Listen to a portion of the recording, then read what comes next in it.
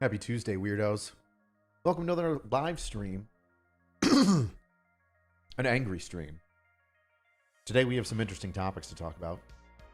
I think we're only going to get to two because one of them is so significant. One being, why is the dog barking?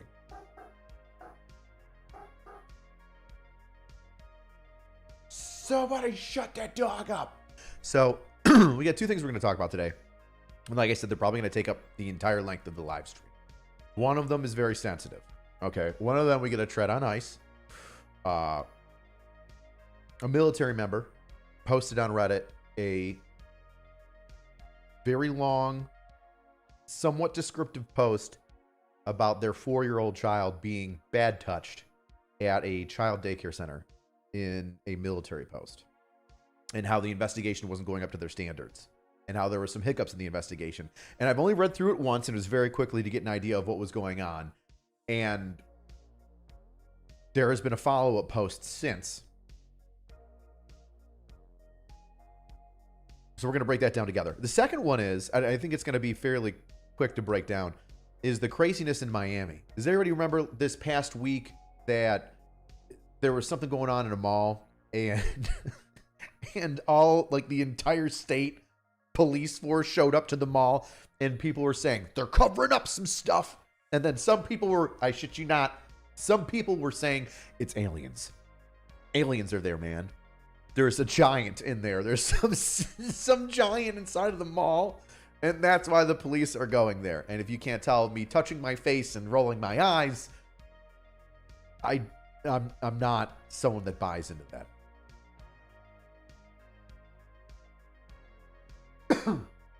I had spicy ramen, so I'm going to be coughing a little bit.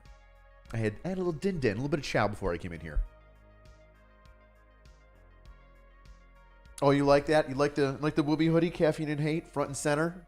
Sold out of all the Whoopie hoodies, gang. Too bad, so sad.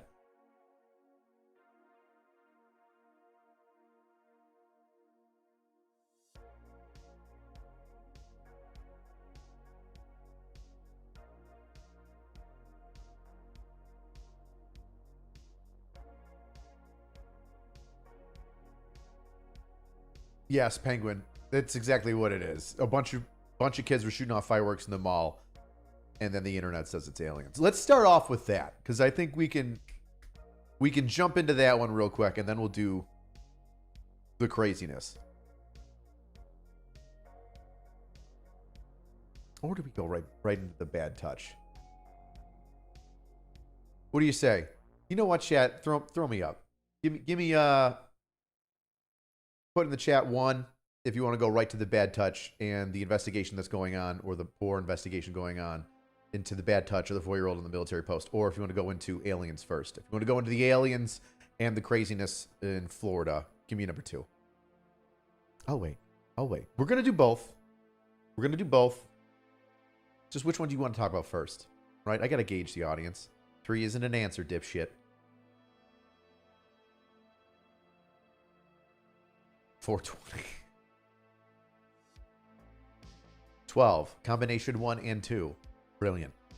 I should have expected this. 2. Okay, everybody wants to start off with the police first. Let's start off with the police first. So, the first...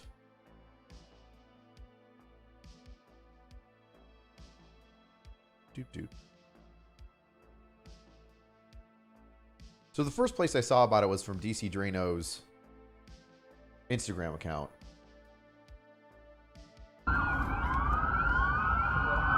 Looks pretty serious. Lots of cars. Esta es una llamada a todas las unidades de la ciudad de Miami. See, can't speak Spanish. Wish I understood what he said. But that's a lot of cop cars. There's like 100 cop cars. It's got to be what, Dade County? So Miami. So Miami's a large city. How many police officers? What is the size of the department in Miami?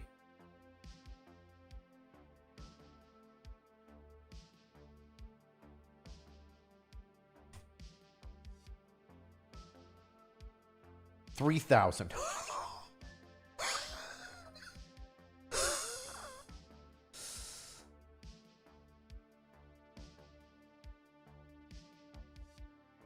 Let's look at this. I wonder if it tells how many vehicles are there. Let's see. Miami-Dade size. 2,400 square miles. That's significant. 2.7 million. Significant. 8 stations.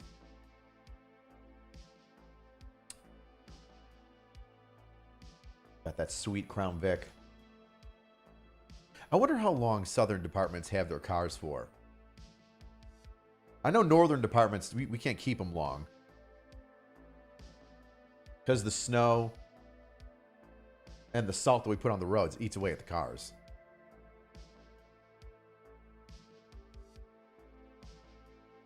So I wonder how long cars stay in the South. You got like some Crown Vic from 1999. It's got 250,000 miles on it. Runs. Just purrs. Baby purrs. Let's look up the story.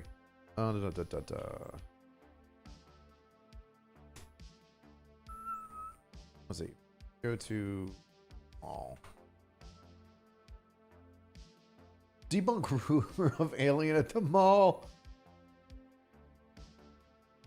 Oh, let's do it. An incident in Miami shopping mall. Look, there's a blurry thing. The alleged presence of aliens at Florida establishment. That's just music. More than 60 police cars swarmed the Bayside area. We're also throwing fireworks at each other in the open-air shopping mall. According to the suspects, arrest reports mentioned by local television, blah, blah. Juveniles were causing a riot inside the mall and causing panic. Yeah, I'd say lighting off fireworks. But the sheer amount of police raids suspicions among many. In that case, might have involved more than just teenagers. Ooh, spooky. Spooky.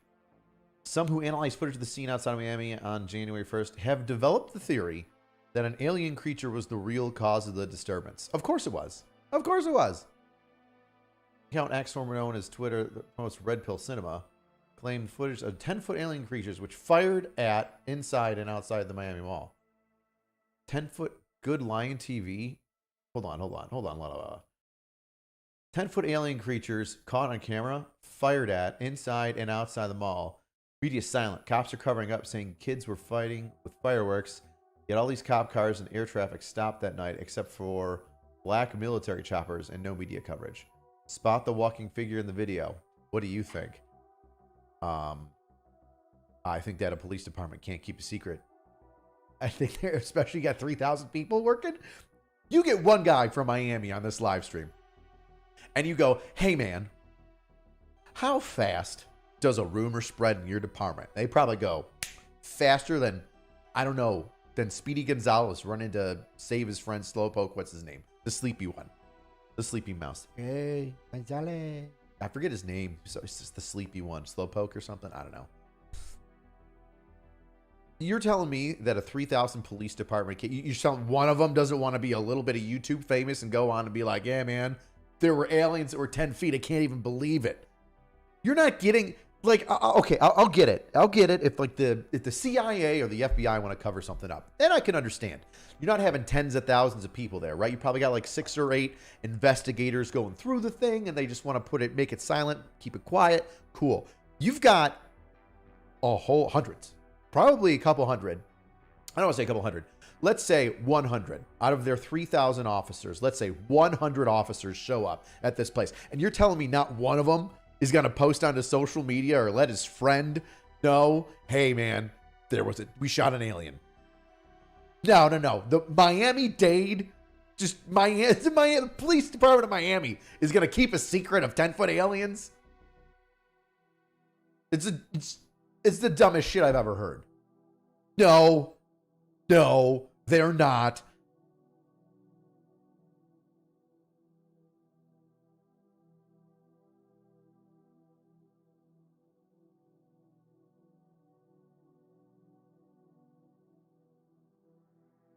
Penguin, you say you just had an active shooter response in Virginia Beach at a Lynn Haven mall because kids were throwing chairs and folks thought it was gunfire.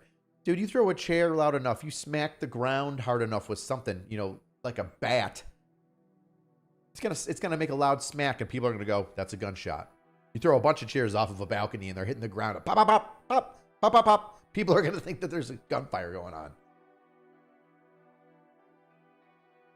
And honestly, wouldn't you want this if you thought it was like a gunfight? Let's say that it's not, all right? This wasn't a gunfight. It was a bunch of kids throwing fireworks. However, those are explosions, explosives. Some of them, the crackly ones, might sound like gunfire to people who don't know. Wouldn't you want this amount of police force, like this amount of officers showing up at a potential active shooter? I know I would. I would want everybody that's got their ass in a seat showing up to the mall to cordon it off. Let's talk about that. Do you know how much of a shit show an active shooter is? Like, I've only gone through training. People have only gone through training, right? The amount of ass pain from how do we stop people from dying? And then how do we save people? How do we conserve evidence? How do we move people from one place to another safely while, let's say, this active shooter is ongoing? It is a complete and utter shit show. And you need every swinging dick and swinging tit on the job there just so you can at least cover the exits and start moving people in some sort of manner where you can control the situation so that less people get hurt.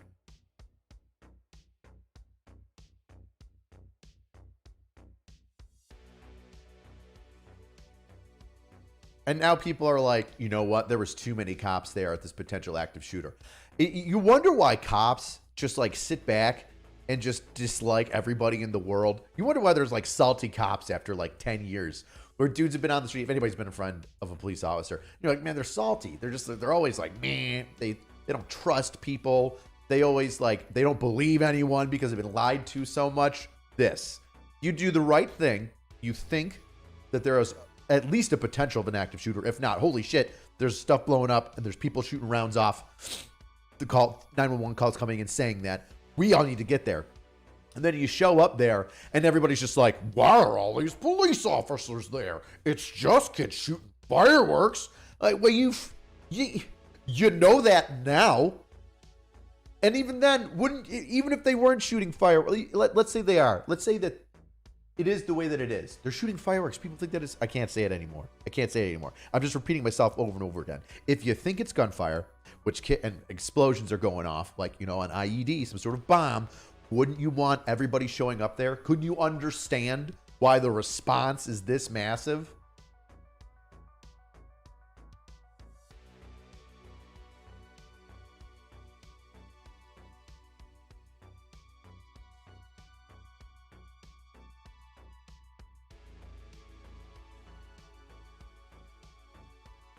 Dave says, as a former mall cop, the maintenance guy beating on some equipment provoked an active shooter response from local police.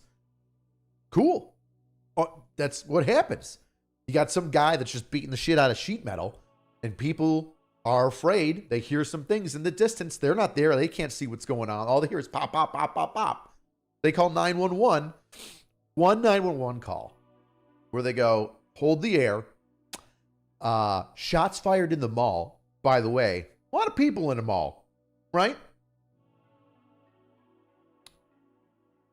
We need all cars that are available to go to that scene. Well, guess what's going to happen? All cars that are available, and those on dumb calls can be like, we'll hold off on the paperwork. Let's go over there and try and save some people, or try and catch the bad guy if this is a shots fired. Let's say it's not even an active shooter. Let's just say it's a guy that's gang violence. One guy sees a guy from another gang, doesn't like him, pulls out his gun, pops off 12 rounds. Don't you think that, especially in a crowded mall, other people might get struck by gunfire? So why don't we have as many people as we can show up to that so they can assist individuals that are struck with medical attention? Oh. Should the more officers that go there, the first one that's going to get there is going to be calling out, hey, this is what we need. This is what's going on. This is the description. I need one officer going here, talking to mall security to try and get videotape so we can get, start knowing who was doing this and where they went and yada, yada. We need detectives. We need photo and evidence. In training scenarios, you can go down the line of, I need canine. I need detectives. Why do I need them? I need somebody closing off the scene. I need somebody talking to mall security. I need medical. I need fire and medical to stage in this area.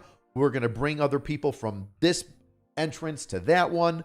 Everybody that has somebody injured, go to that entrance.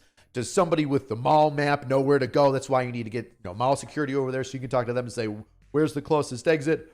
Where's the one that's going to be easiest for us to move people out to two vehicles so they can jump onto the throughway and then get onto some, get some emergency care at a hospital.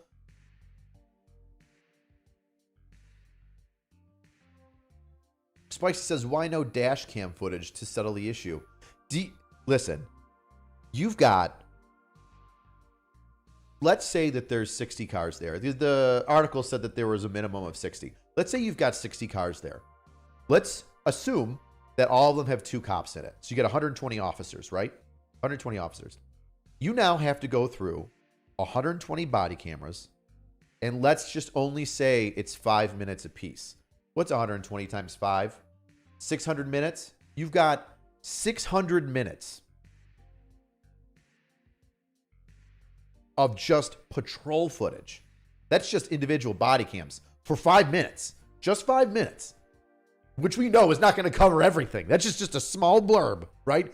Because you got to search through however long they were there on scene for an hour and a half for the 5 minutes of when shit was popping off. And then you've got to go through each individual dash cam. Or you got to find out which officer parked where to go to their dash cam. You got to GPS it. Do you know how long it takes to get video footage together? And then you've probably got to edit it, right? Because you don't want to put everything out there. Because Gary is making a joke that some people might find offensive while he's walking around making fun of the kids, shooting fireworks off and saying, well, at least they didn't blah, blah, blah, blah.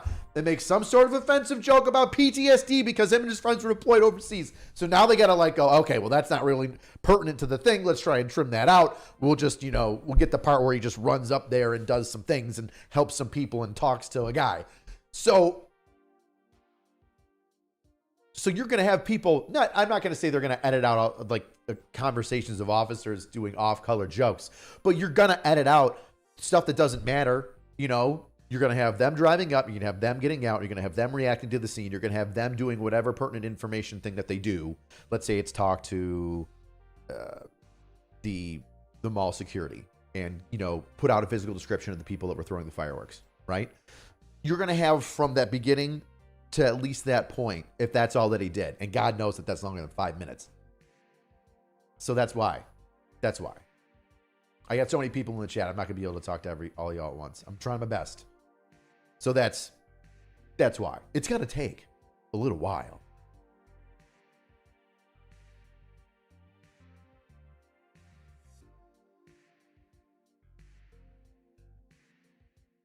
Chad, perfect. So Chad says, I had the cops called on me.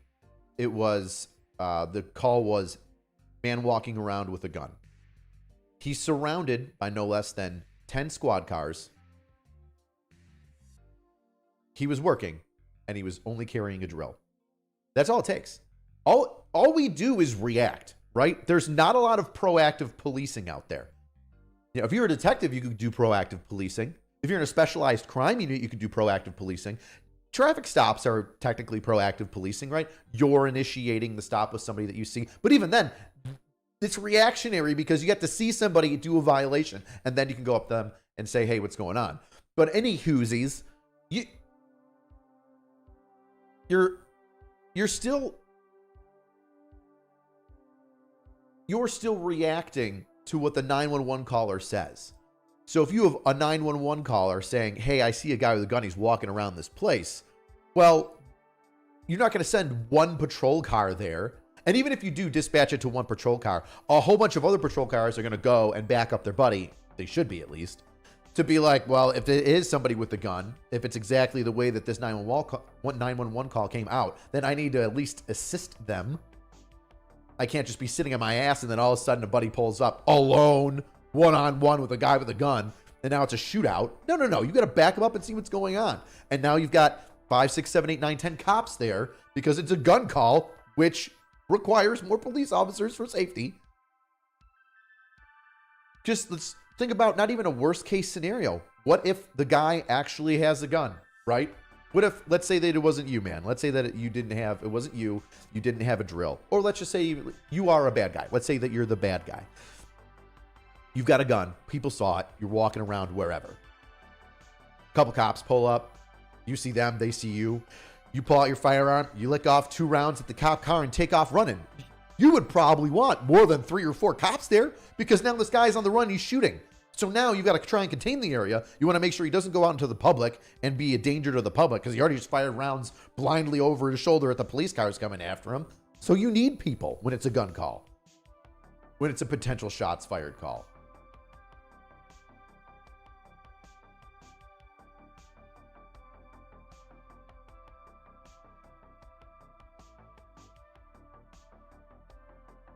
So what ended up being with the closed airspace in retaliation or in relation to this? That's an easy explanation. I don't know why, but my explanation would be, if this is a potential active shooter, you need to clear the air so then the helicopters for the police departments, whichever ones, state, county, let's say Miami has its own aviation unit and they have a helicopter up. You need to clear the air so that helicopters and drones and other bullshit aren't crashing into each other. You need to clear airspace so then that police aircraft can fly around, get the description of the individual that's involved, put the spotlight on them or use their FLIR, their, whether it be night vision or FLIR, which is heat vision, body temperature thing. I'm blanking on the actual name, but FLIR. You don't want to just be flying around, maintaining altitude, looking for people on the ground, and worrying about crashing into Channel 4. Chopper 4! The Chopper 4 and the Sheriff's Department, boom! Air 1 crash into each other. So you want to clear the air, especially if you've got drones. Because now that drones are the way that they are, a lot of police agencies are utilizing drones. Flied over an active shooter, I don't say an active shooter, a barricaded person, try and look in the windows on the second floor, right? Let's say you've got a large event going on and then somebody calls a 911 call for a corner. Drone goes up, flies over to that corner, starts looking for the suspect that was, described in a 911 call. There's a lot of good uses for drones. Now, you want to make sure those drones know not to go above a certain height so they don't crash into the aircraft. Helicopters are dainty, right? Something hits a blade with them spinning. There's potential for a catastrophic failure. And you don't just jump out of a helicopter and pull your parachute. Those blades are pretty big.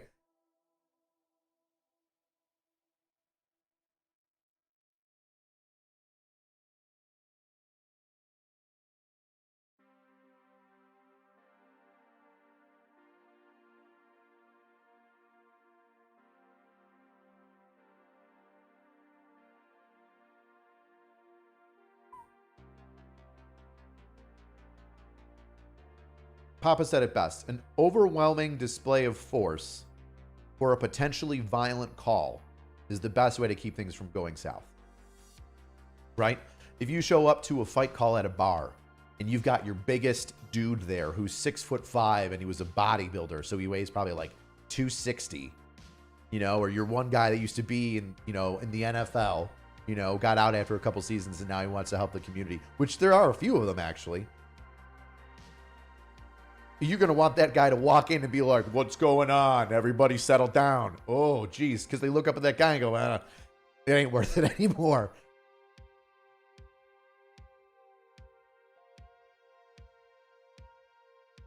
Oh, my God. The Nephilim were released and they showed up at the mall. FLIR, forward-looking infrared. Thank you. Thank you. I know what FLIR is, but I just couldn't think of what it stood for. Forward-looking infrared. Thank you.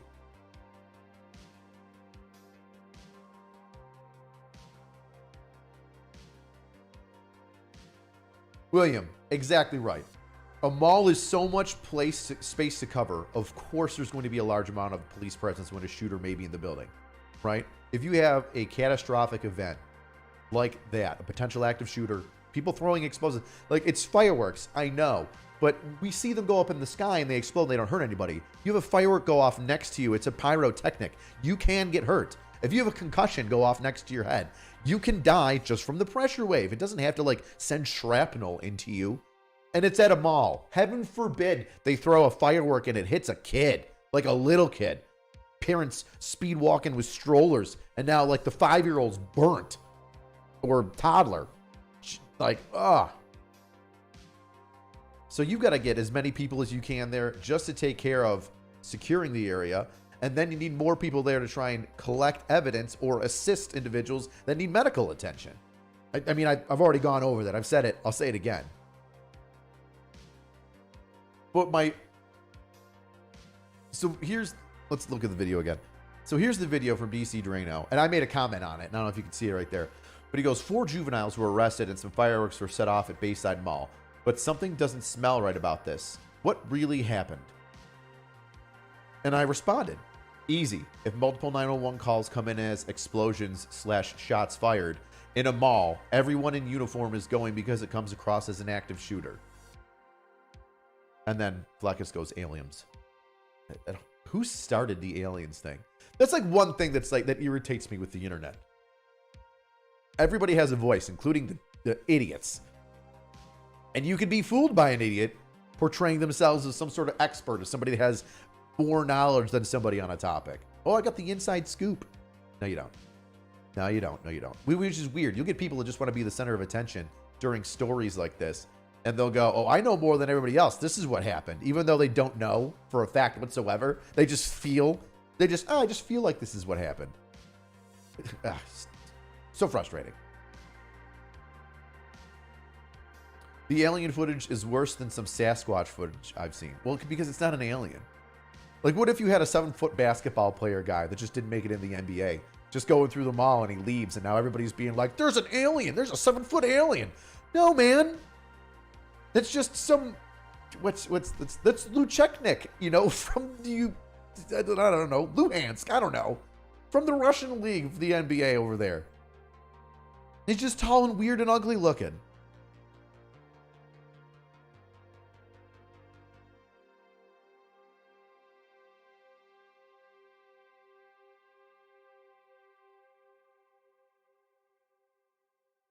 That's why Ronnie Coleman never had to fight when he was working as a cop. You're right. Ronnie Coleman, Mr. Universe, Mr. Olympia, for like what, 5-6 years running in a row, was also a Dallas police officer, a patrolman.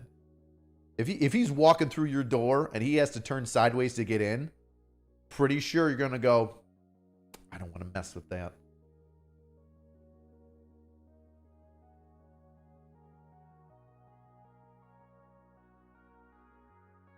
As the great Wendigoon would say, it was giants. Yeah, the giants of Afghanistan burrowed so deep through the center of the earth, they popped out in the Miami Mall.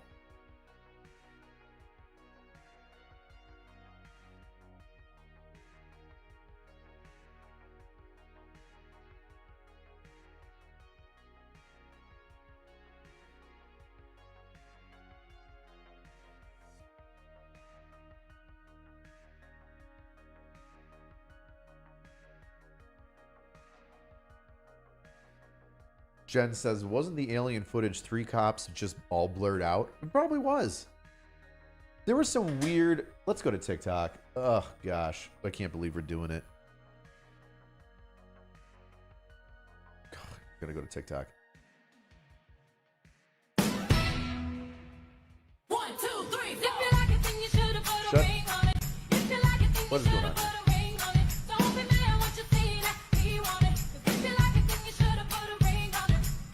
You're gonna demonetize me.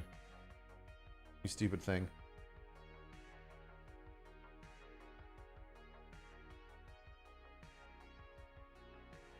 How much do I owe you? It's okay. Oh my gosh. It's on the house. Shut up. Really? Just let me sign How in. much do I owe you? It's okay. It's on the house. Really? How much do I owe you? It's okay. It's on the house. Shut up. Really? How Oh much my do I god, owe shut you? up! It's okay. How do I It's mute on this the thing? house. Really? How much do I owe? There we go. I had to mute it for a second.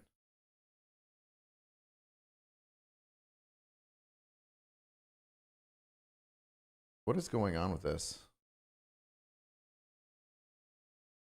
This verification is ridiculous.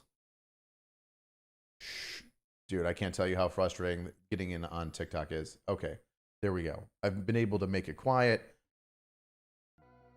Oh my gosh, just so frustrating. What a solid TikTok. All right, let's see. Miami aliens. I don't want log in for popular search. I just logged in. I hate you so much. I hate you so much. Let's see if we can't log in again. It's real professional. Real professional TikTok. My account is suspended. Oh, that's right. I forgot that they like suspended my first account. I had to make a second one. Maybe they're going to be on YouTube's.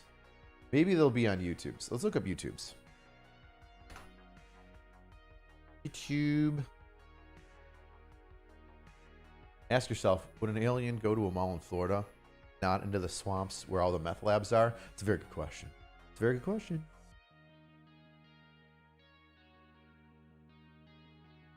Oh my God.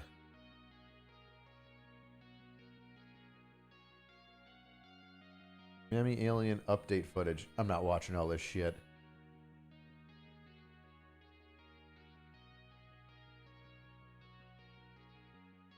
Police speak out.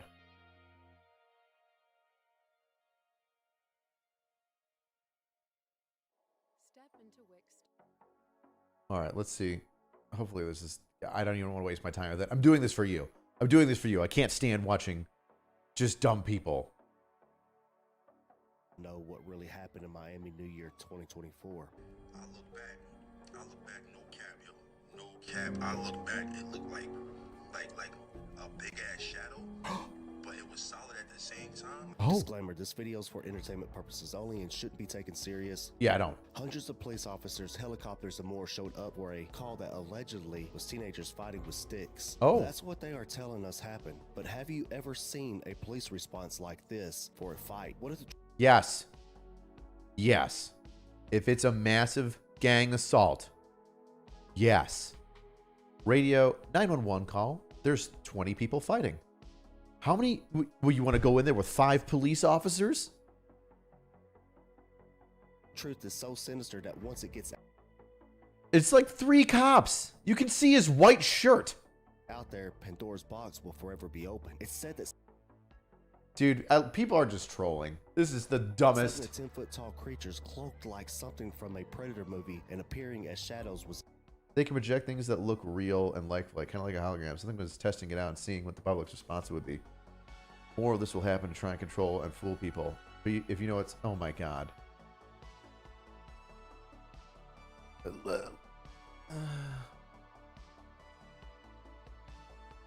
These people can vote. So then you know that. These people vote. in that mall. People inside were firing gunshots at these creatures and everyone was so scared that So, people in a mall are shooting. I think police would show up to that. But obviously, I don't think anybody was shooting at this. I think that's misinformation because it would come out that it was shots fired inside the mall. It's fireworks. nobody could even pull out a phone to record. There was Yeah, nobody could do that because we know everybody has a phone. And nobody, even when it's like recording their own mauling by a bear, would ever pull out their phone to get like photos or videos of a creature. in fight or flight mode and they was flying. But this It was flighting. Oh man, were they? Were they flying? mode and they was flying. They were But flying. this man later recorded the truth. Watch this. A few shadows, but they were solid at the same time, and it almost looked like they was coming our direction, like they was chasing us, but they was disappearing and reappearing closer. So I'm like, yo, what? So we start really moving. Next thing you know, we start hearing more gunshots, like these dudes start fighting. And listen to what this pastor says. I've been trying for 7 years and I get ridiculed if I start talking about these are not aliens from another planet. These are interdimensional beings that have been given a body. The United States Or, oh my God. Or It was a bunch of dumb kids lighting fireworks off in the middle of the mall, and it created a panic. Oh, so hard to believe. Can you believe that? I can barely believe it. I mean, that sounds crazy. That sounds super made up. Nobody would ever do that. No kid has ever lit a firework off in the middle of some place where they're not supposed to and made a bunch of people start flighting. They were all flighting. Oh my God. Is that like flight? They're running away and fighting? They're flighting? Oh my God. How many views does that video have? 40,000. MJ Truth Ultra. The dumbest.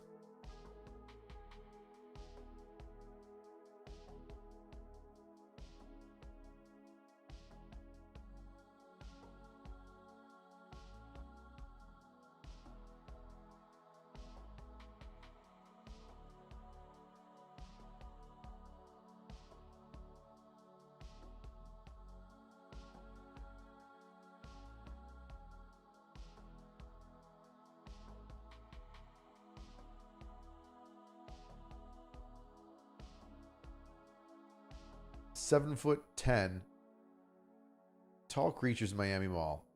What's that supposed to even mean? I'm 6'8". This might just be a heightism. They're scared of tall people. These guys could be 7 foot tall. Yeah, I've got a buddy I think that's like 6'10". And like you look at him from a little ways away and he's got to duck through almost every door. He's not an alien.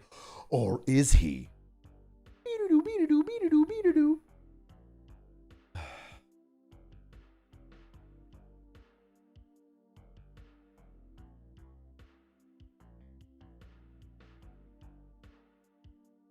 Guys like this are why the real conspiracies are laughed at. Yeah, you know, when it's like people post this stuff, and then people who say, I think the government is putting fluoride in our water, those people are ignored. I mean, the government's putting fluoride in our water, but like, whatever. There was a story about a guy who didn't like the government putting fluoride in the water, and he was the head of the like water treatment center, and he decreased the fluoride so much that I don't think that there was like barely any in it at all. By the time that he had like was done with his job and retired, and they like tested the water, they're like, John, there's no fluoride in this. He's like, yeah, because you don't fucking need it in water. Get out of here. Peace. And then he retired. If you do a lot of DMT, you can talk to the entities. I have no doubt.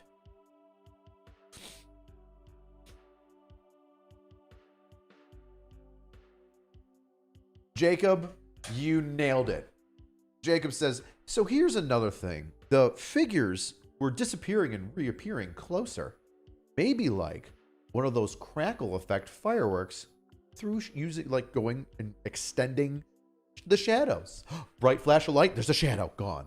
Second bright flash of light, the shadow's longer. Oh, because it came in a different direction. Oh, it's aliens. Or it's just the light source emitting from different areas in the sky that's making it look like you're standing still. Your shadow is going to and fro. Obviously, an explosion of light here shining at me like this is going to cast a shadow that way. And then if it comes to me from this side, it's going to cast my shadow that way. What are we even like talking about? This is what the internet does. You know what? I will say though, there was a lot of people. I think the one reason why it got so big is because people were having so much fun just mocking it. And I can't blame them. Here I am sitting there in my fat ass in my chair mocking it. Aliens in a Miami mall. Not one video camera got the aliens. All the cops are in cahoots and couldn't. The only footage you got is some guy's cell phone footage that's blurry as shit, directly in front of like some police cars. The shadow people are coming at us.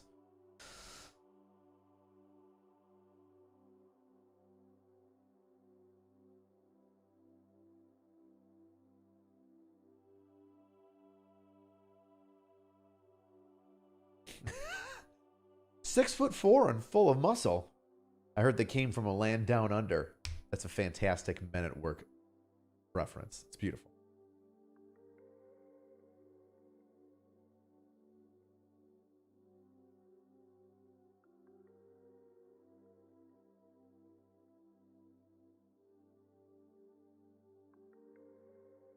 very blurry because they were nude. That's exactly why it was blurred out. It was just a natural blurring effect that we have on cameras nowadays because the government doesn't want nudity to go out there into the public. So your cameras can have an automatic blur setting for genitalia.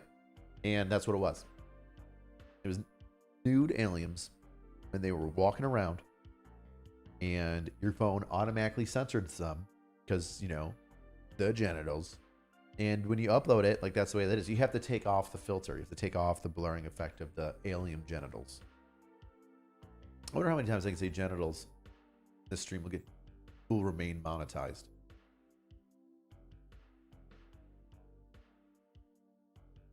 Genitals. No, okay, that's enough.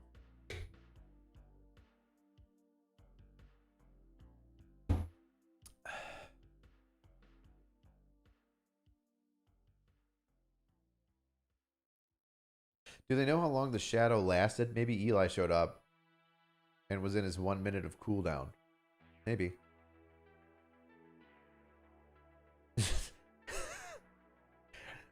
Lane fixer guy. There's some people that see mocking and don't realize that it's mocking. And now people think birds aren't real. Yes, that's exactly it. There are some people that say something dumb. We go, oh, really? Yeah. You know what? You're right. I've never seen a baby bird. And now they're like, right? I thought I was the only one. And now they're on the internet spewing, you know, the birds aren't real. Which, by the way, when people, that was like a thing, right? Everyone would say, have you ever seen a baby bird? Right? Have you ever seen a baby bird? Yeah. Like a bunch. Like, weren't you a kid? Your parents were like, you're like, Mom, Dad, there's a baby bird in the backyard. And they were like, don't touch it. It's going to smell like you. And the mom's not going to take care of it. It's going to die. Like, so for years, there's been baby birds around. Unless now they've all been replaced with the government birds now. Like, it's a slow transformation. Like, how can you say that birds aren't real just as a whole? All of them are government plants. Like, a more believable thing, like, theory would be that birds have been slowly replaced and that, like, a certain percentage are now drones and etc.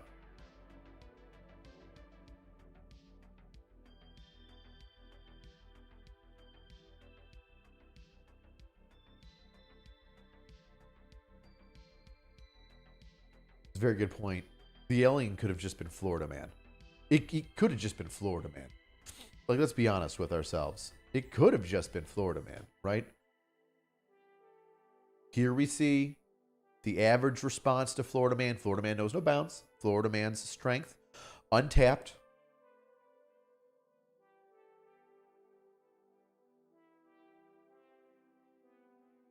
Oh my God, look at these comments. I heard some rumors about the tunnels under the mall and non-human beings coming up and attacking people and law enforcement. It's a wild theory, but at this point, nothing is off the table. No, Corey, it's definitely off the table. Underground tunnel lizard people attacking the police is off the table because any news agency worth its salt has a radio scanner and is listening to it. And if they say, there's weird people coming up from the ground attacking us, that would be out there.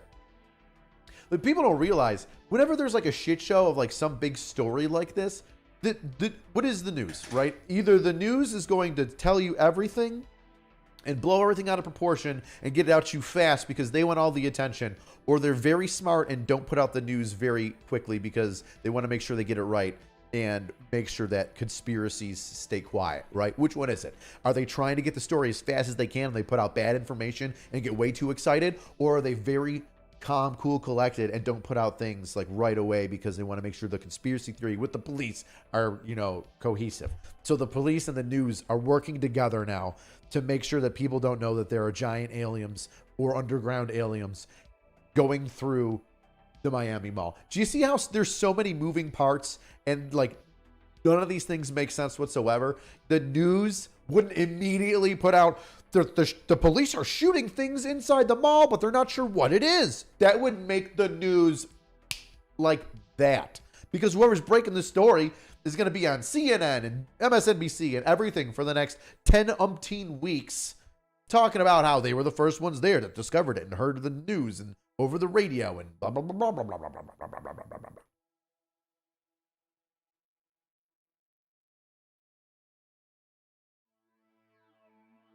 Birds are in the same cave that Walt Disney and Michael Jackson are hiding in. Possibly.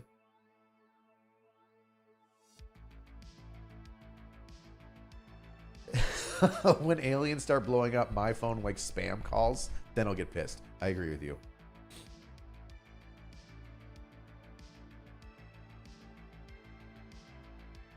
A guy on your old beat was 100% sure pigeons were spying on you. Listen, the pigeons were spying on you. Just everybody from the windows just saw you and started recording you with your phone. I feel like you saying the pigeons are watching you is like a more entertaining way of saying everybody's got a camera. The birds are watching. Eyes are everywhere.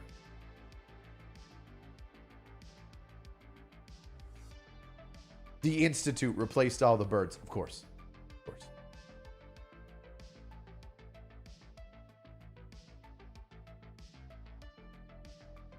If that's the case, Ukraine would have all the birds over there fighting. Who says they're not?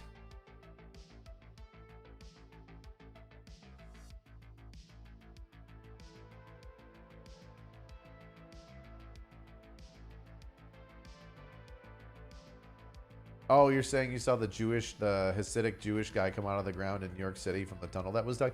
Yeah, I saw that. That was weird. Like, there's a synagogue in New York City, and people are the people in the synagogue itself, I don't know which ones, created like a bunch of tunnels underneath their synagogue that extend out into like below under other people's properties, and they were told, hey, you got to fill that in. You didn't get a permit for that. Like, you can't just burrow under people's stuff. It's New York City. We're floating barely as it is. And then when the police went in, there were like construction crews to be like, okay, we have to fill these in. The synagogue started like fighting with the police. You're like, what is going on?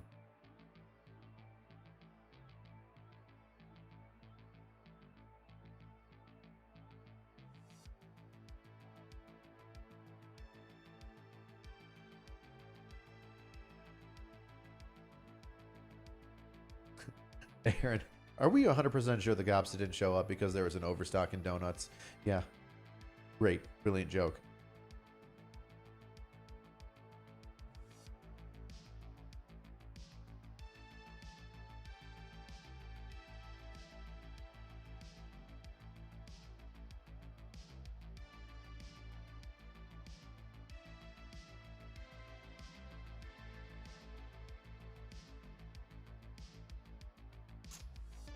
Pigeons good eating? Settle down, Minnesota, man.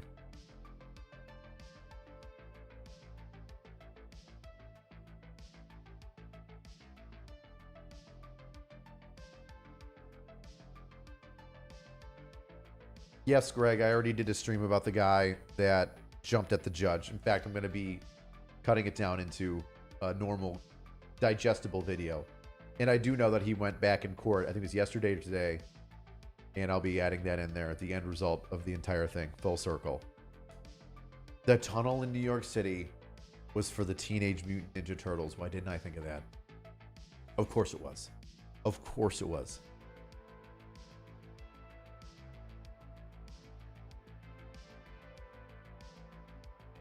They couldn't get enough pizza.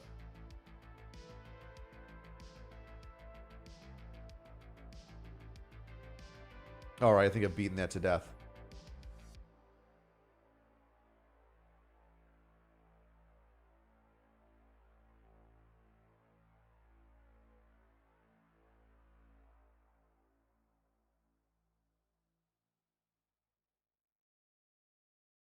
AC reads at the same speed rate as I did in high school. You're welcome. I gotta read it out loud. I'm scrolling through all these chats. I gotta try and see what's going on. Half you guys are talking yourselves, which is fantastic. Some of you guys are just talking shit.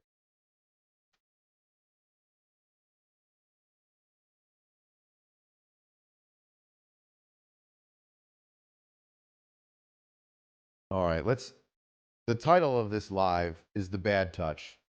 So let's get over to The Bad Touch.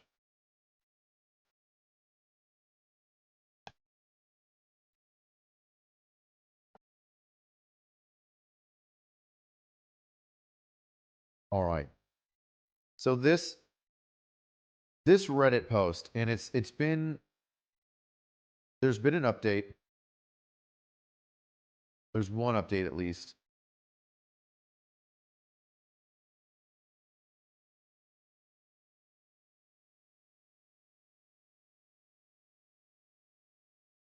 Let's read through the post. All right, so the backstory behind this is that there was a bad touch that happened at a. Why is this music so loud? Just turn it off. So they're saying that there was a bad touch that happened at a child daycare center on base, on video. No protocols followed. Everyone said, "See ya. Do I burn it down?" Obviously, that is a big deal, right? If I was a parent and my kid got touched at some daycare, I'd be absolutely furious. And they go in and talk about it. And apparently, there's been some moving and shaking.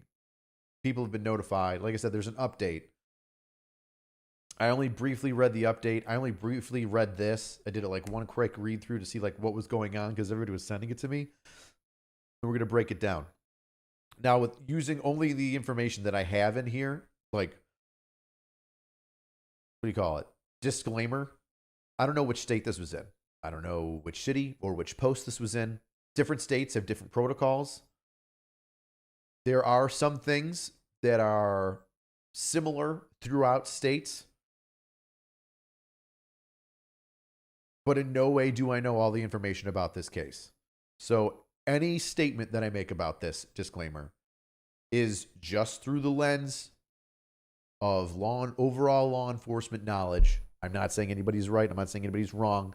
I'm going to be playing devil's advocate and saying, hey, listen, this could happen because of this. That could happen because of that. Not saying that that's the way that it is. Just an opinion, an observation, without the entirety of the information about the scenario. Just based off this post.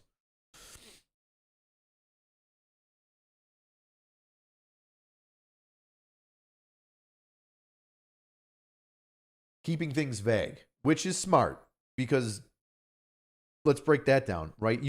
If there is a criminal incident that occurs and you decide that you want to put everything online, you're dirtying the jury pool, potential jury pool, right? Because the more the public know about it, the more that they can make an opinion, and you're supposed to have no opinion before you go in. There's that. So that's way down the line, right? That's way down the line when eventually you get to court. But keeping things vague is good because you don't, depending on how difficult the investigation is, each investigation is different. And depending on how it goes, you do not want certain information out there. Now, heaven forbid you put out too much information about your child and then people know what was going on and then your child gets weird looks or you get weird looks. There's sort of negative repercussions on the victim, right? Because if you've got a juvenile victim like this, the trauma is very real. And to be super basic, nobody needs to know that business. Nobody needs to be so on top of your own life or your kid's life that they need to know the ins and outs of a criminal incident when it comes to the safety of your child, right? What's the difference between CID and the military police? Well, the military police, think about it as like patrol, and CID, think more about that as your investigation division, okay? Like detectives. So where MPs or security forces might pick up individuals for like an individual crime or respond to 911 calls, individuals in CID are investigating. There's one federal reporting mandate. The problematic sexual behavior and potentially lack of supervision here is very clear. They failed to report miserably. We're going to talk about that. We're absolutely going to talk about that, Heather. Keeping things vague, our preschooler attended a school on base. What is FAPM? Family something something? Family assistance. What's FAPM? Come on, military people. What the heck is FAPM? And CDC director called my spouse and I in for a meeting. Stated no one was hurt, but an urgent decision had to be made that day. I tried to push up the meeting, and they wouldn't even an hour earlier. Okay. Devil's advocate. We already know what it's about. Bad stuff, right? Trying to talk to the victim's parents is important. We want to inform them with what we have. But we also want to properly inform them on what's going on. So you might call and immediately notify the parents and say, here's the deal. We have an investigation. It started. We want to talk to you about it. And you might say, well, I want to come down there and talk about it right now. We have to wait until we get more information so we can make better decisions and tell you what the potential process is going to be, right? I understand. Listen, if something like this happens, listen, I'm on the side of the parent here. I don't understand. I can be empathetic with how they're feeling. But at the same time, an investigation needs to happen. The right things need to be done. Otherwise, potential prosecution can be completely fumbled. And you don't want that, especially in a serious scenario like this. So they try to push up the meeting and they wouldn't meet an hour earlier. Not a surprise, not a bad thing.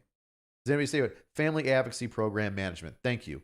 So Family Advocacy Program Management and Child Daycare Center Director called the spouse. Cool. Family Advocacy Program Management started the meeting saying it was not to be recorded. Okay, we're not Army, different branch here for a joint forces thing. Where does it say that? So two things here. One, that could be CYA of like, listen, I'm giving you information that is a part of this investigation that cannot be shared because there are juveniles involved, which is what I would think. When you have juveniles, there is a different way of dealing with it and there's different rights. You can't just give out a juvenile's name to the victim's parents and be like, hey, this 8-year-old did this to a 4-year-old. This 14-year-old did this to a 3-year-old. You can't give out juveniles, even if it's the suspect's information, to individuals that are not involved in the case. So, not a red flag.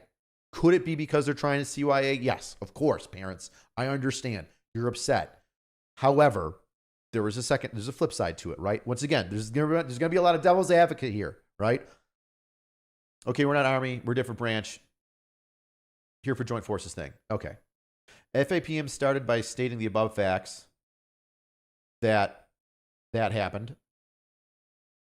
But the person who did this was under the age of culpability. So good news, no crime has been committed. Therefore, there's no police report. Not true. Okay, let's break that down.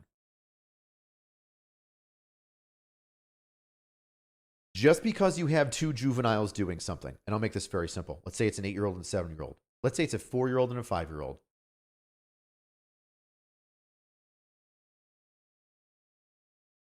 When they're that young and their brain is underdeveloped, you can't do anything. And obviously so, like, what are you going to do? Put a 4-year-old in jail because they did something to a 3-year-old? No. Do you watch them? Do you go through the process to make sure that child is, like, mentally okay? Yes. Yes. But criminally, you can't charge a 5 or 6 or 7 or 8 or 9-year-old for doing inappropriate things. Not condoning it. Inappropriate things.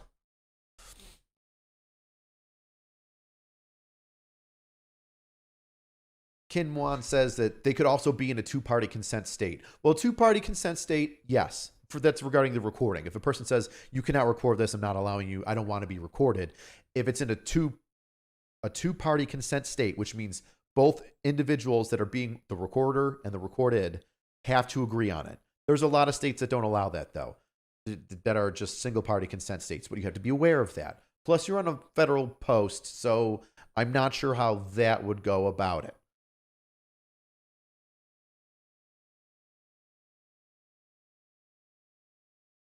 Yeah, Berserker, I'm treading carefully, bud. Trust me, this is a hot topic, right? But it would, like, how else are people going to know about it? So I'm doing my best. Like I said, a lot of devil's advocacy here, a lot of what ifs because we're not a part of the investigation. I'm giving you an overall picture of how an investigation like this would be carried out and why this person is upset for the way they are, and potentially if these negative things happen because of the FAPM or the Family Advocacy Center or program or the daycare. Like, if they did something wrong, there's potential there. I'm not saying that they did. I'm saying that if some of her statements are factual, then here's going to be some issues, right? Thanks for looking out. No crime has been committed. Technically true, right? If they're both under the age of culpability, true. No crime has been committed. However, there is an issue. Therefore, there's no police report. Not everywhere. If the incident happened, you can still have a police report stating that so-and-so touched so-and-so.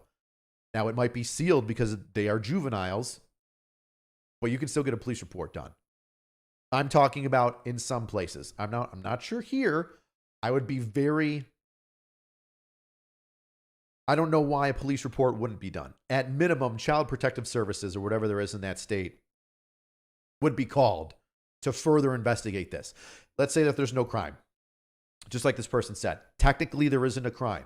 An inappropriate thing happened, but because of their ages, there is no crime. You can't criminally charge a 5-year-old, 6-year-old, 7-year-old. There may not be a crime, but you can still get the Child Services, CPS, involved. In fact, I think you have to in most states as like a designated reporter, a mandatory reporter. Mandatory reporters are teachers, police officers, medical workers, social workers. If somebody comes over to them and says, I think I'm being touched in a bad way or I'm unsafe for some reason, they are mandated by federal and state, sometimes both, laws. I'm not sure which. I forget. But I just know that I'm a mandatory reporter. I know who they are. But they have to report these incidences of abuse, right?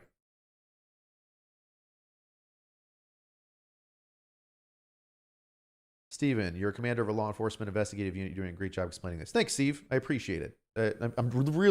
I'm trying to tread water and tread lightly here. I'm not treading water. I know what I'm talking about. But I'm also trying to be careful because, like I said, a lot of states have different rules. And then we're also on a military post. Anywho, so let's go on. Stephanie says CPS and police are both notified together. Correct. Therefore, there's no police report. Right? A little bit of pushback there from me. They would not tell us how these events were caught other than video existed of it. They would not turn over the video to CID when pressed. Okay. If that's true, that's strange. But not ridiculously strange. And I'll give you an example. Let's say that you're shopping at Walmart and something happens. It's a crime and they have video of it. A police officer, you talk to them, a detective goes over to Walmart and says, hey, I need video of this incident. It happened. Walmart says, we cannot give you video unless you write a subpoena for it. You subpoena us for it. Or you get a warrant for it. Some people say warrant, but subpoena. We'll go with subpoena. We need a subpoena. We need a legal written document from the district attorney's office stating you have to give this to us for a criminal investigation before we hand it over. Now, although that is a pain in the ass for law enforcement, a huge pain in the ass for law enforcement, totally within their legal right. And oftentimes, because these large agencies want to protect themselves from any sort of whatever it is, they always have lawyers involved. I would assume, maybe incorrectly, that if this is a federal, an active duty post, that they would work with CID when giving them over video. Now, if it's like I don't think it's privately run. It's run by the FAPM. I'm confused with that one because once again, we're on a military post, right? So what is their obligation to work with law enforcement when it comes to handing over video? Can they choose to hand it over and they're choosing not to? Or are they saying we need to have legal documents requesting this footage before we hand it over to CID? Which is just par for the course. So we don't know which one it is, right? We're not sure which one it is.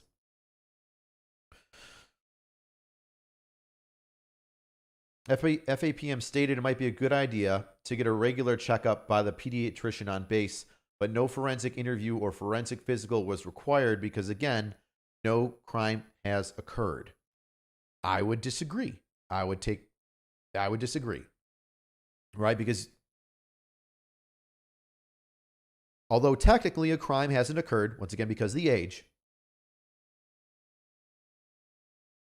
this incident, this very bad incident, is significant. And if the upper part is true, we need to get an idea of like how bad the damage is, right? because depending on how bad the damage is, can tell CPS a little bit more information about, well, what went on during this assault. How much help does this kid need? Because think about this. Let's say that it's as bad as we think it is. It's bad, right? Kid A, that's older than Kid B, that did it to Kid B. What's going on with his brain? What is his family life like at home? This is why CPS needs to get involved. We need to do an investigation on the mental status of this kid and his home life, because what if he's learning it or it's being done to him and now he's doing it to others because he thinks it's okay? Aaron, very good. A crime has not occurred, but a reportable offense has occurred, right? It's a reportable event. So even though technically it's not a crime, it's a reportable event. I like that term. That it would be likely traumatic to our child. I said, fuck that out loud, obviously. And the base clinic would not be touching our kid. We switched to select during an open enrollment anyway. Not sure what that means. Okay. Now I will say this. The R kit, the 4-letter word R kit, the assault kit, is not a pleasant procedure. I don't want to say it violates you, because these are medical professionals that are doing this procedure in order to assist in an investigation. However, after an incident, having people poke and prod at you is uncomfortable.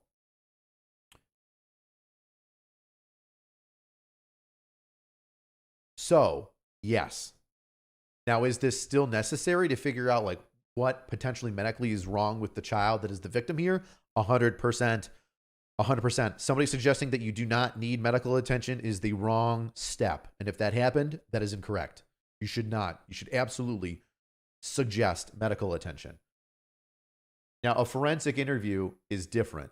A forensic interview is when the child is brought in with a subject matter expert on interviewing children. And you need to be trained in that. And a very, very basic understanding of conducting a forensic interview is, if I ask a child a question, I don't lead them into anything. So now, if you're an adult and I say, and you robbed a bank, I'd be like, okay, cool. Like when you robbed the bank, what kind of firearm did you use? You'd be like, oh, well, it was a pistol. Like, oh, okay, cool. What kind of pistol? Was it green? And that is, so like now the guy's like, oh no, it wasn't green, it was this. But if I tell a child, hey, you hit your sister with something, and he goes, yeah, I hit her with a shovel. I go, was it green? That child might think that I want them to answer green. And so they might say, yeah, it was green. And now guess what? Because they're so young and they may have a difficulty understanding what's right and wrong, what's true or not, and they want to be, they want to please the authority figure, they can misrepresent key pieces of a story. So a forensic interview is with a specialist that allows the child to tell the story and ask questions that don't lead the child into answering incorrectly, right? They don't lead the children into answering something falsely because the child thinks that that's what the other person wants. That's what the adult wants.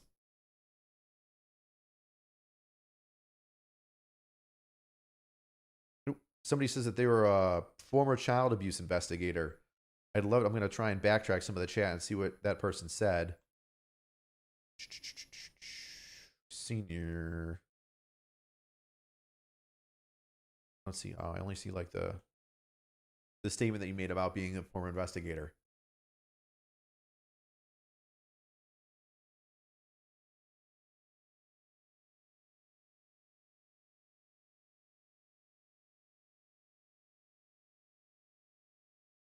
Miller says, or Senior says, in Florida, children of sexual abuse can only be interviewed 3 times. So that's another issue, right? How many interviews do you put somebody through? They went through a traumatic experience. How many times are you going to bring this up in front of a kid? How many times are you going to make them testify? Now that's different, right? Right here, let's say that everything is correct here and that it was 2 children that are below the age of 8 years old. So they don't know any better. They know that, I mean, not knowing any better is a little bit of a stretch, right? But the incident happened and they're not mentally capable of, understanding what they did or the repercussions, right? You're not going to have somebody stand up in front of court. But if this wasn't a different assault between an adult and a child, and you made the child go up and testify, testifying is very difficult for kids and just victims in general. You just joined, but you'll answer any of my questions. Hey man, I'm going to be reading this. I'm going to be talking about it, senior. So if you want to pipe in and just throw in your comments in there, I'll look for them so I can get your viewpoint as well. All right, so we're going on to the next one. FAPM and CDC director explained the delay in notifying us was due to coming up with a safety plan. So planning that can happen. There's nothing wrong with that. You have to make sure that you're taking care of people, especially the victim, right? So, hey, listen, we can't talk to you right away. We've got to create a safety plan so that we can give you a course of action after this. The truly responsible party was a piece of furniture that particularly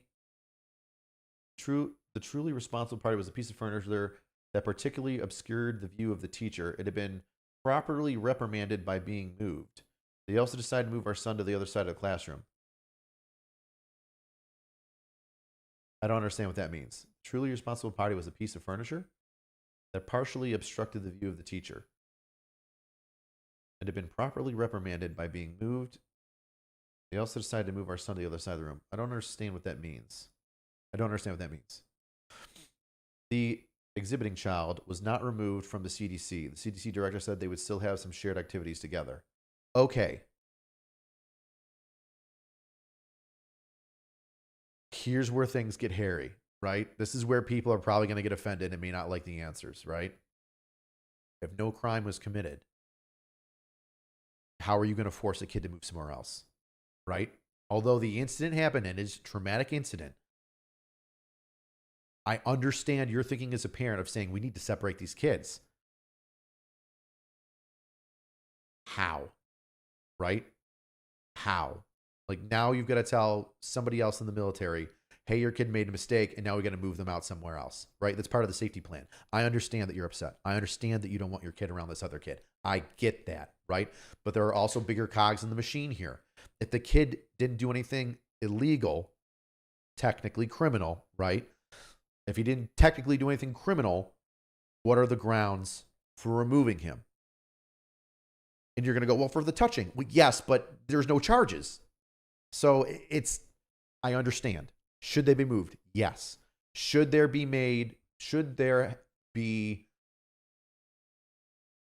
a plan to remove the two from one another? Yes. This is why CPS needs to be involved. CPS needs to talk and interview this kid and interview the family members, figure out what's going on. And then if they need to go to an alternate location for assistance in mental health, absolutely.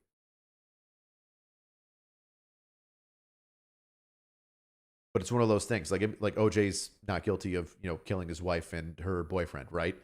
So if he's not guilty, then what are the repercussions? If he's found not guilty, then what are repercussions? Well, there are none because he was found not guilty. It's one of those weird things, right? We know what happened here in this incident, but how do we affect a change if there's been no way of, if there's no criminal activity and the report just says, we can't do anything because they're too young? Do I understand? Once again, I understand where the parents coming from. Do I think they should be moved? Yes. Do I think that there should be movement? Yes. Do I think that they should work with the FAPM and CDC in order to put this child in a different center and work with Child Protective Services in order to have this child viewed at said center? Yes. Couldn't they be moved on the basis of safety for the other children? I would assume so, right? Because even if the kids are fighting with each other, even if the kids are fighting with one another and one of them, it's just a physical fight, you would assume okay, cool, the safety of another child's involved. I think that, yes, they could be removed that way. And so, similar thing, except, it's a traumatic incident. I would say that, yes, there's grounds to have the person removed. I would think that there's some sort of writing in the FAPM or the CDC to get the child removed because of the attack on another child, right? Now removed to the CDC, this director said they would still have some shared activities together. That's very strange. So that's strange. That's strange. like, once again, I'm playing devil's advocate. I'm trying to get all this information from the lack of information. I would assume that you would have to move the child. Or at least, even if there's nothing written down that says you have to because there's no criminal element in it, that you would make a good judgment and say, okay, cool. For the sake of the victim, we need to move the child. I asked if she could possibly say our son wasn't intentionally injured. We argued. Okay. FAPM didn't hand us a thing. I mean, yes, they're not going to give you any evidence. I asked where are the papers. I'm not sure what that would be, possibly for the police report, and yes, one should be done. You're supposed to be handing us an entire folder right now. FAPM stated people would call us, and that if no one called us in 24 hours, then to reach out directly to her, and she would nudge them. Okay. When it comes to report taking, still a part of the investigation, you have to be careful on what you give the victim's family. I'm not surprised that they're given 24 hours to collect all information and give them a report. Investigations take time.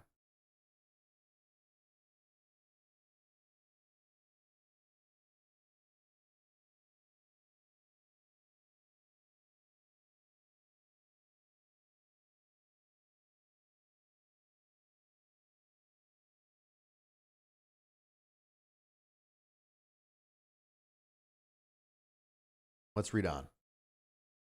She gave us no one to follow up with other than her, and also didn't even give us her office number or card. An issue. Once again, immediately I would be calling the state police or county police, whatever jurisdiction. I don't know. I mean, I'm sure you could call the state police and they would write a report. But I'm surprised, if all this is true, that local police and law enforcement weren't involved, right? If you've got a shooting on post, I would assume that not just CID's involved, but also state law enforcement, state and federal law enforcement, like the troopers. I could be wrong. It's federal ground. You've got federal police officers there. So I could be wrong.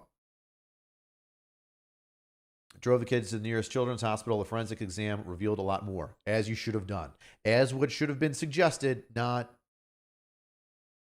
cautioned against. I mean, you should always give them caution, but telling them not to do it because it's traumatizing is not the right answer. If it's your child and they're abused in that way, you definitely need to get to a children's hospital and have a forensic exam completed.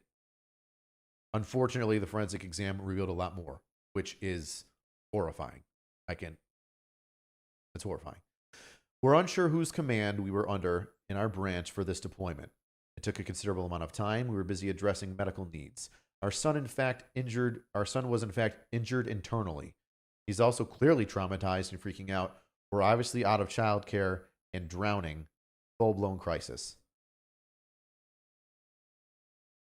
It would be unfortunate if nobody immediately at this post started making phone calls and started to do the right thing.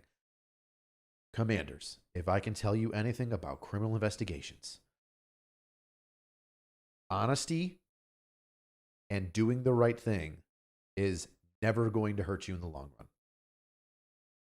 Hey, we're not exactly sure what's going on here. This is a very difficult situation. We need more investigation. I suggest you take your child and go this way. We're going to take this other child and remove them and go that way. We're going to notify the CDC and other individuals and try and make sure that we call and contact the right amount of people to give you more information.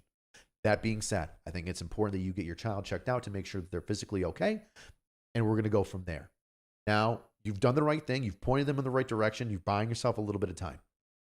What you don't want to do is try to, I don't want to say sweep anything on the rug, because that sounds like a conspiracy theory. What I wouldn't want a commander or anybody in the situation to do that's investigating or as a part of this investigation from the Child Development Center or Daycare Center and the FAPM, what I wouldn't want them to do is to try and take it upon themselves to mitigate the trauma or mitigate the process of going through the investigation because it might be uncomfortable or because it's unfortunate. Unfortunate things happen all the time.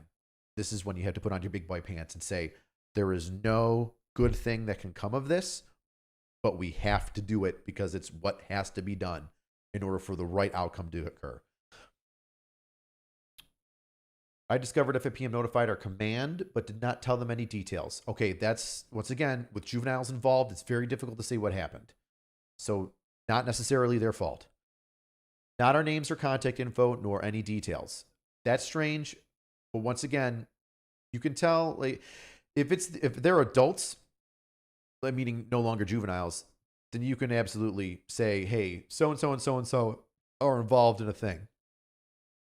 Their underage child, who I cannot talk to you about, was involved. Or maybe you just don't even say that. You just say, hey, they're involved in a thing. They're not, mom and dad are involved in this thing. They're not viewed as they are not suspects, but however they're involved. We cannot give you any further information at this time because juveniles are involved, etc. Part of the criminal process is so-and-so. So that would not surprise me. All right. I'm surprised that they didn't say that your name or contact info weren't given. But at the same time, this is an investigation. They're aware of it. Giving out information for an investigation to a command is not good. The less information you can give out about an investigation, the better the investigation will go without being taken from outside sources. Because imagine, now what's your command going to do? Are they going to send investigators? Are they going to send people? Are they going to do this and that and just this and that? It's going to mess up the investigation? Potentially. Potentially. I'm not saying that's what's going to happen, but potentially. Think about it. The saying, too many cooks in the kitchen. That's what can happen during investigations. Too many people thinking about going things in different ways can really mess up and muddy an investigation. Not saying that that's what happened here. Not saying that that's a valid reason for this. Just saying that's a potential. Once again, CYA. I'm limited on the amount of information that I have here. I'm playing devil's advocate a lot just to tell you about the potential string theory that goes in with an investigation like this. Simply stated, there was an instance of PBS involving a child, the branch command, of PBS involving a child of that branch command. I don't know what PBS means. Simply stated, there was an instance of PBS involving a child of that branch/command. Did the same thing for RJAG, did the same thing for CID, did the same thing for CPS. I don't know if she's saying that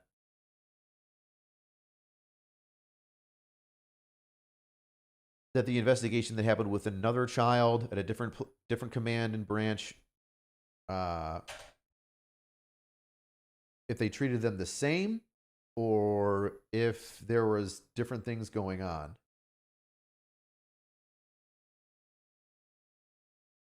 Not sure. Facts. CDC and FPM delayed notifying us by 30 hours. So there were 3 to 4 events, totaling 78 hours prior to the first event. Oof. Maybe. They would not give exact dates, duration, or times. DNA is not really collectible beyond 24 hours for the kit. Technically possible at 72. Yes. 72 is now the mean for a assault kit. Currently. But diminishing returns. If that's the case, what you would be, if you're looking for the collection of DNA, then that would mean that this is a very serious assault by a child that can produce said DNA, and then that ended up happening. Very traumatizing, very unfortunate, but yes, 72 hours. And then rule of thumb is don't want to shower. You want to go directly to the hospital to have the kit done on you. CDC didn't create an incident report form. We've hounded them. They will not provide one. Now, they may not provide a form because the investigation has been handed over to CID, the investigative division of the Army. So think about it this way. If I'm a policeman and I go to a murder scene, I'm not going to be the one to fill out all the forms and the death certificate and all this other stuff. I will call a specialist from the homicide division to do a lot of this to make sure that their investigation isn't messed up, or to make sure that it's done that way properly, because it's their investigation. They do things a certain way. So that's not a red flag unless this goes against protocol where they're supposed to write one in addition to the CID report or local law enforcement. We've hounded them. They will not provide one. You may not get one once again because this is an ongoing investigation and juveniles are involved. Juveniles really mess everything up.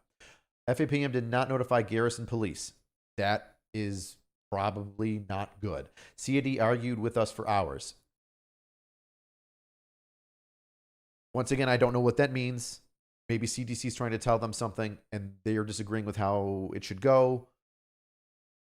That's not a negative or a positive, right? That's just saying you expect something, you want answers. CID maybe cannot give them to you for a multitude of reasons.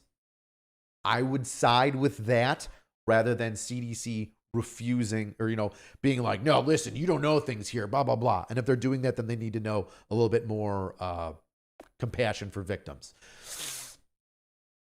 Wouldn't take a report or statement from us. Once again, if you weren't there for any of the incident, there's really not much you can do, right? Like, I think it would be smart to get a statement to see if they noticed if they noticed any changes in their child previously, but because they were unaware of the incident until it was brought to them via the CDC and the FAPM, what are the parents going to say for a statement? Like, what information could you gain from them? So a little bit of the back burner, right? Not saying don't get a statement from them, just saying that what information can they actually give to me that would be necessary for a statement. Nor open an investigation into negligence on behalf of the staff. Okay, so if this is happening over a 78-hour period, 74-hour, 72-hour period, like she stated, that's for the testing. But she said something about like 70 hours above, that it went for more than, it was like 3 days or something like that. What'd she say? 48 hours. Let's say it's the 48-hour total. They would not give dates, duration, times, collectible beyond the kit.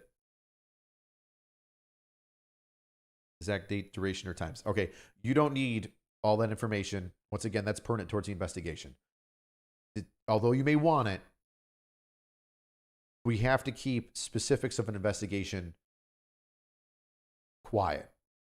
That's for the investigation, not for information to be spread out.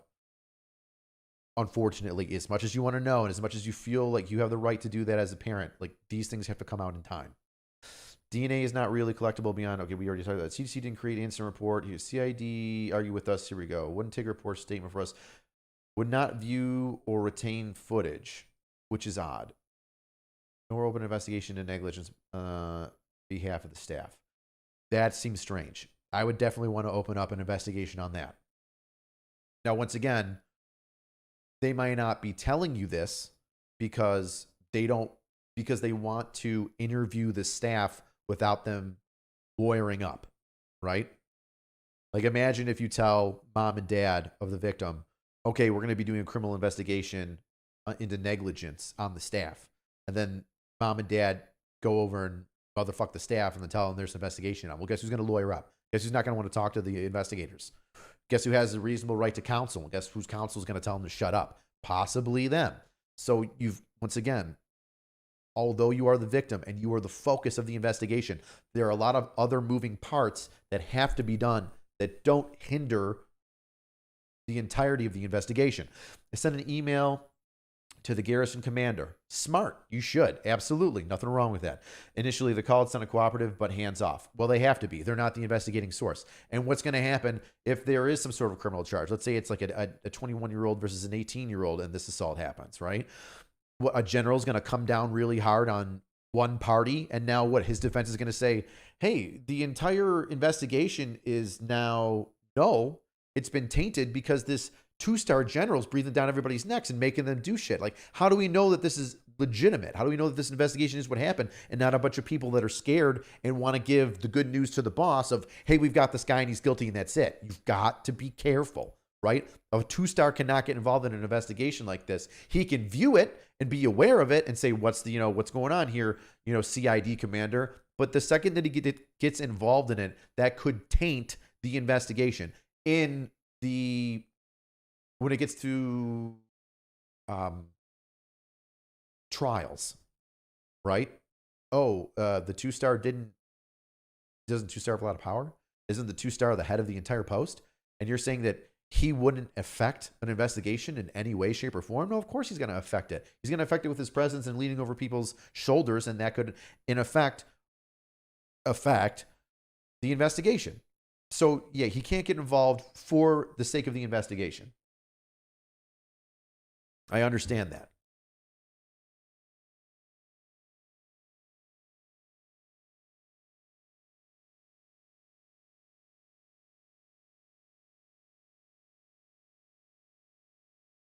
I'm reading a whole bunch of stuff from Steph. Steph Ritter is just blowing up the chat right now with a whole bunch of information. I'm not sure if Steph works for CV with CPS or something like that, but it seems like she does. And she's right. In different criminal scenarios, you would go in and remove the child from the parents if that's where the abuse took place. But this is different, right? We're talking about kid on kid on a military post. Initially, the call it sounded cooperative, but hands off, kept directing us back to FAPM and CID, which is rightfully so. You've got to go to the investigation. Then they stop responding. They can only tell you so many times they can't get involved in the investigation. They have to leave it to CID. Otherwise, they will taint the investigation with their rank and power and making people want to try and please them. Once again, earlier in the stream when I was talking about how a forensic interview where if you tell a kid, oh, cool, but was the thing that you saw, was it green? And the kid goes, oh, yeah, it was green. He's trying to make the adult happy by answering what he thinks the adult wants them to answer. That's the same thing with like a 2-star general. Oh, hey, but you found him guilty, right? Oh, hey, but you're going to charge him, right? Oh, hey, but he's going to go to jail, right? Or you're going to do this. Like, well, if that's what you want, sir, then yes, you're my commanding officer. I have to do that. And then the process gets thrown out. Potentially, not saying it does, but that's what a defense attorney would go after. I finally tracked down each person FAPM notified, verified in writing. If protocol requires 24 hours to notify, she waited 23 and 47 minutes. Okay.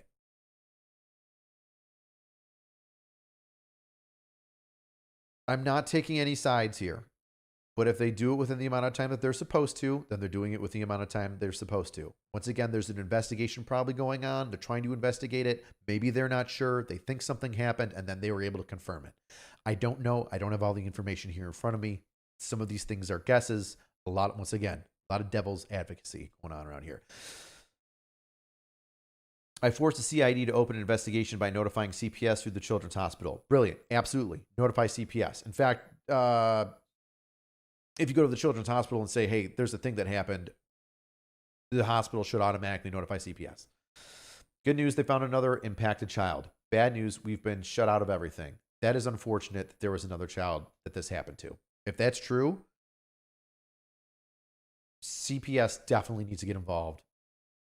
The child that's doing these things definitely needs some help. Parents at home definitely need to be questioned on what's going on at home. What is this kid looking at where he thinks that this is okay? I don't know how old the suspect child is. Oh, my camera's about to die. I'm going to have to switch out the battery in a second. I don't know how old the suspect child is. So, I mean, there's a lot of room there, right? If they're 12 years old, they might be seeing things on the internet and Snapchat and Instagram that might tell them, oh, this is how you perform acts, right? But if they're around the same age of the 4-year-old, let's say below 10 years old, what's going on in this house? How does this child know how to perform these acts? You know what I mean?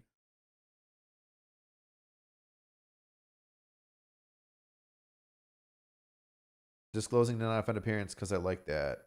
Also hoping the aggressor's information is not given because I know what I would do. Well, I mean, yeah. I mean, the aggressor, the suspect's information is not going to be given out because it's a kid, but then also what are you going to do like the parents? Like your kid did this to my kid? Like now you're... And what if the kid's coming from a totally good household, nothing's found wrong, this kid's just experimenting at a super young age and doesn't know what consent is because he's so young, right? What if? Listen, there are horrible things that happen in this world from people who don't know better or weren't taught something at a very young age. They make mistakes. They just don't know, you know? And it might be obvious to us that, hey, how would you not know not to do something like this? But for other people, it just isn't. And it's sad. And nobody wins. And it's defeating. but that's the way that it is sometimes. They also went on the offensive. Garrison commander banned me from the CDC property under punishment of 6 months in prison. Okay. Now, you can word this in a way that's nice and isn't mean, Garrison commander. Let's hope that you said, hey, listen, you cannot go to this place. There's an investigation going on. You cannot go there. You cannot scream at the staff. It's only going to create problems. If you go there, we're going to arrest you and you're going to go to jail for 6 months. You're going to be in the break for 6 months. Because I'm assuming, because of the investigation, because of how heinous this is, because you are the parent of the young victim, I'm sure the garrison commander would be like, if you went there and you saw the people that were involved in this, even if they were negligently involved or if they were just in passing, you saw something but didn't report it, you might say something that you shouldn't to them. You might do something you shouldn't to them. It is a powder keg ready to explode. So you can't go anywhere near there that might hinder the investigation. You just can't. It would create more issues. Now, telling you that you're going to be arrested for 6 months in prison, probably not necessary. But at the same time, if he's being clear and concise and saying you can't go there, it's so important. If you go there and mess anything up, it's going to be 6 months in prison.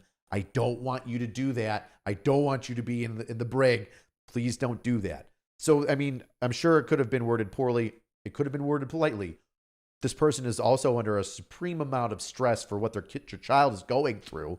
So obviously, if you say something like, you're going to go to jail 6 months if you talk to them, you're going to take it as just like, how am I the person you're investigating? Very difficult. These are very difficult.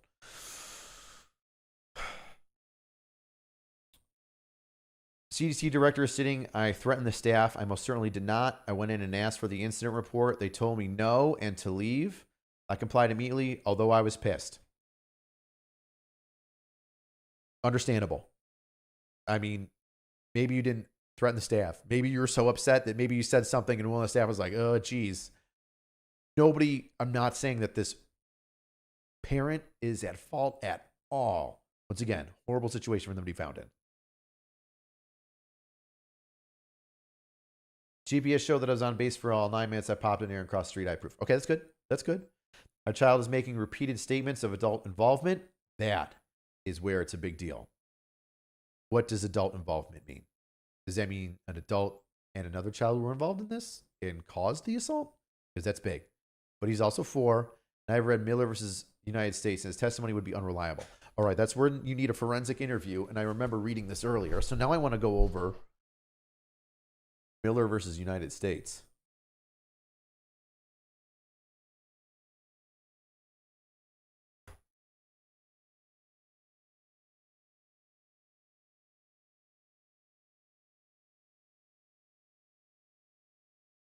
What is the significance of the United States?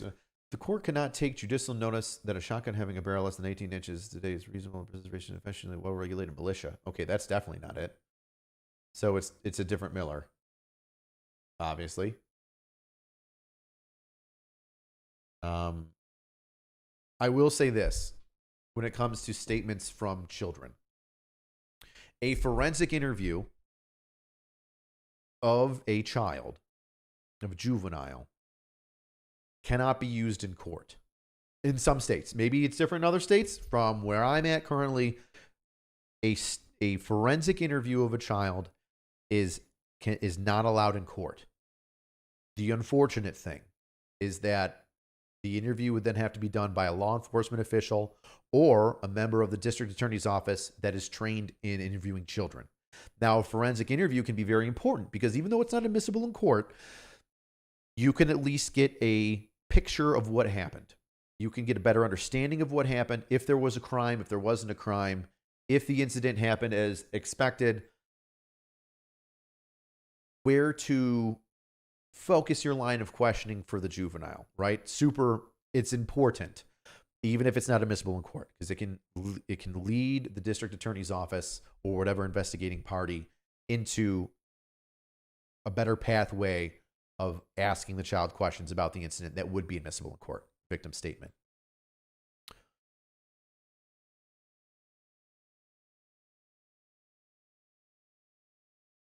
And even when it comes to like his testimony would be unreliable, there are issues where it's just a child making a statement against an adult, and there's no other evidence other than the child's testimony. You know, it's scary because if, let's say, a 5-year-old says that somebody touched him, but then that's it. And then how they touched him could be because they changed a diaper in the same way that they would change a diaper. So did they change a diaper or did they assault the child? You know, and the child, like I said, is 5 or less years old. So you don't really know. So you cannot charge in most states, I would say, under my knowledge, this could be incorrect. You cannot charge or effect an arrest if it is just a juvenile making a statement. If that is all you have, that is not enough. I have a 1-degree connection to the military desk at CNN. Interesting flex. I put out feelers. There's a couple news outlets interested, but only if our identity is revealed. Spouse would have to do it. I'm realistic. I know we're not getting justice. Justice means different things to different people. Once again, we're talking about 2 juveniles. If the adult is involved and the investigation, I'm hoping, done in a professional manner, especially because it has so much light shined on it right now, you'll get justice, especially if there's video. Especially if the other child says, if the two, like there's a lot of ifs, ands, or buts that can happen with this, especially if there's a second child. Let's say everything is true here. Let's say that there's 2 children.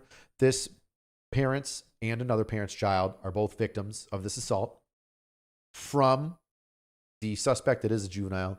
And she said earlier, previous to this, that there was an adult involvement. Let's say that that's true. The investigation is going to show that because there's video. There's 2 corroborating statements from the juveniles and potentially the suspect juvenile who was involved in this, who may have potentially been told to do it from the adult. There's a lot of ifs here. Even the suspect child that did the acts may have been told to do so by an adult, if an adult is involved, if that's what happened. There's a lot of things we don't know here. I've read DOD 6400-01. If we go to the media, I can see protocol requiring to kick it outside the chain of command at OMAC to trigger a whole lot of scrutiny. What would you do? Inspector General has done nothing. Congressional complaint was not responded to. If I was that congressman, that is a thing that you might want to get a hold of. Once again, it's like a law enforcement thing. The worst thing you can do is nothing.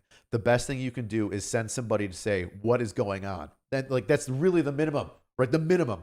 What is going on here? What's going on here? What's going on here? I'm Congressman so-and-so. I represent this person. What is going on here? This is a big deal. I need to make sure that this is getting taken care of. And if it is, give me at least a brief explanation of why before I start talking to people with stars on their collar. You know what I mean? So that's where we're at. Sorry I didn't get to chat a lot because intense, right? Intense. Penguin says, sometimes explaining how actions hurt the investigation go further than threatening a parent who's in the midst of one of the worst events of their lives. You're absolutely right. For events like this, you have to be extremely aware of not only the victim, but the victim's family members and their support chain and how you come across.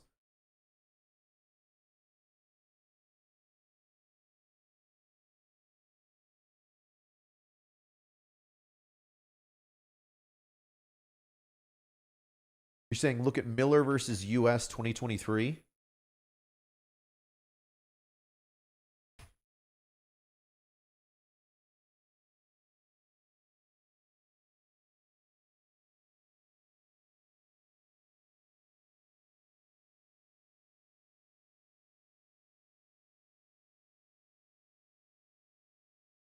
Let's look at it. Let's see if this is it. David Miller rendered ineffective assistance, therefore the conviction should be set aside. I don't know if that's it.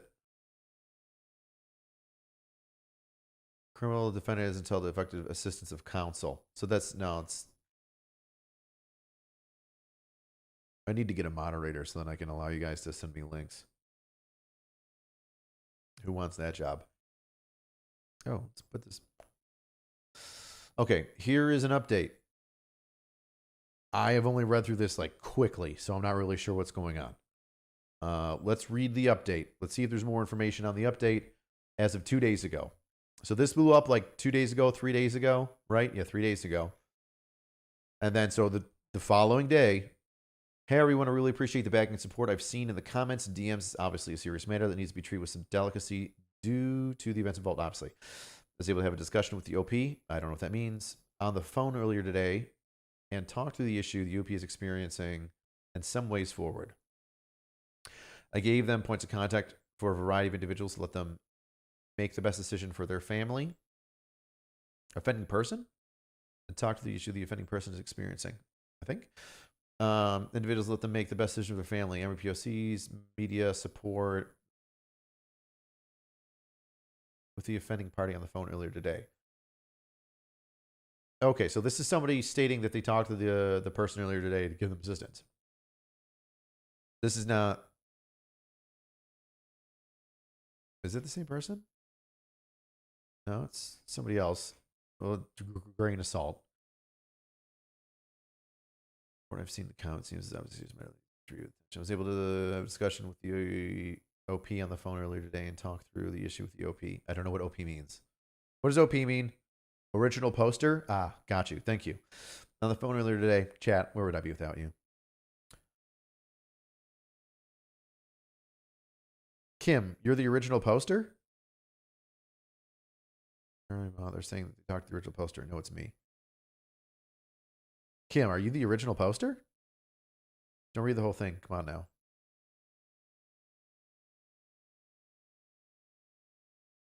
Oh, you're the mod. Okay, thank you. Oh, I got you. Experiencing in some ways forward. I gave the POCs. Okay, we did about. Please feel free to post and support. But also realize, obviously, I won't be sharing any details related to the original post for sensitivity reasons, obviously. This has been received significant amount of attention. If you're on my social media space, you've probably seen this. It looks like it crept across Twitter and Instagram now. That's where I saw it.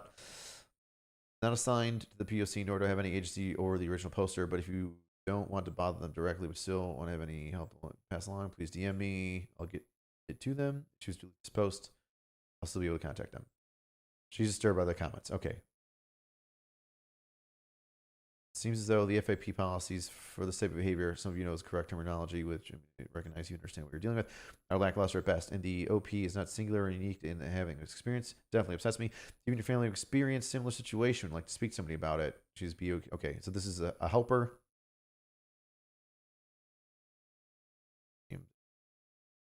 Seniors, we do the two. Okay.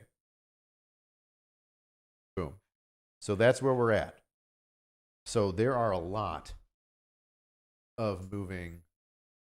Reading your response. All right, thanks, Kim.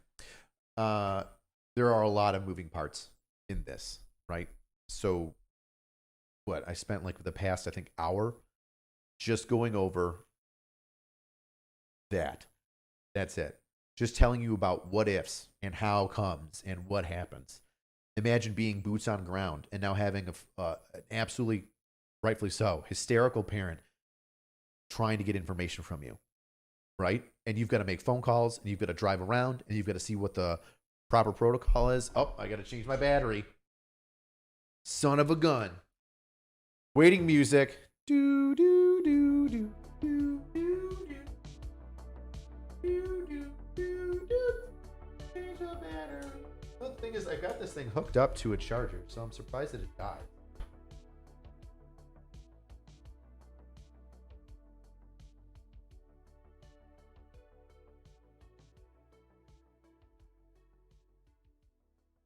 All right.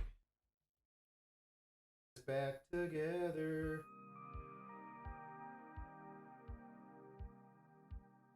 Rainbow.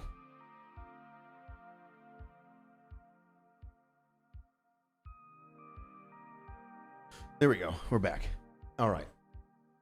So we're talking about all the moving parts. So it just took me an hour to kind of break this down and think through this situation.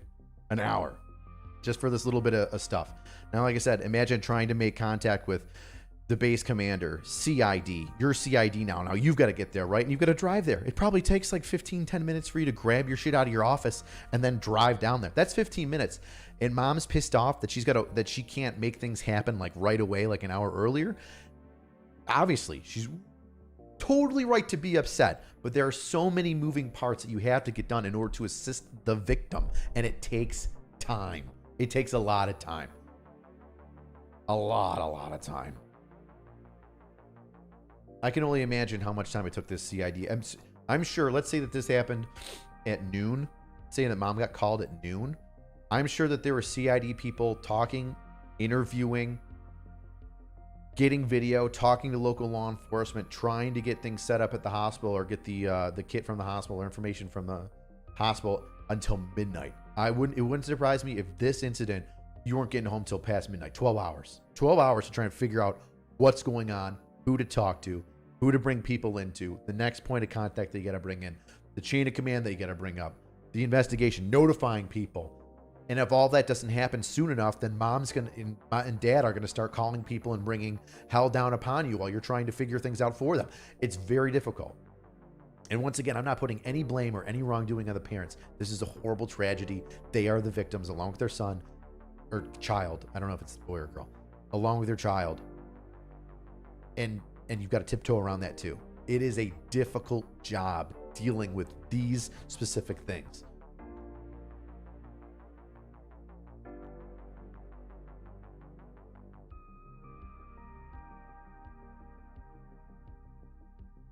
The congressman did call them today. That's good. That's outstanding.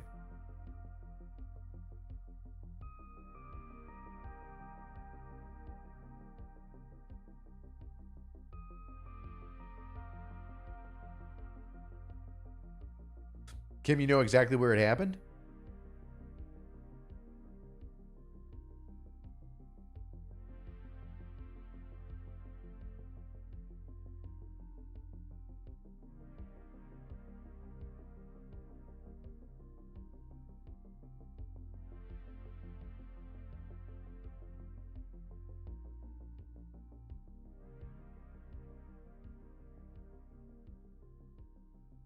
The location of the post hasn't been, of the training post has not been revealed yet. Okay. And it doesn't need to be. I mean, it definitely would be a pain in the ass because now you're going to get a bunch of people trying to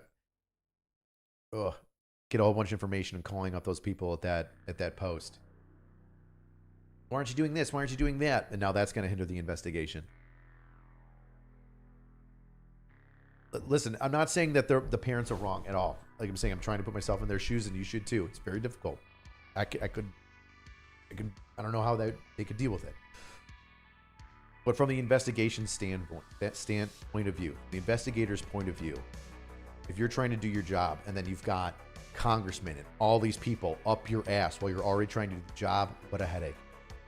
Now, let's say on the opposite side of that same coin, let's say that you aren't doing your job and you're doing all the wrong. All those people are going to light a fire under your ass because you did the wrong thing in the beginning and didn't take this as seriously as you should, or do the right thing.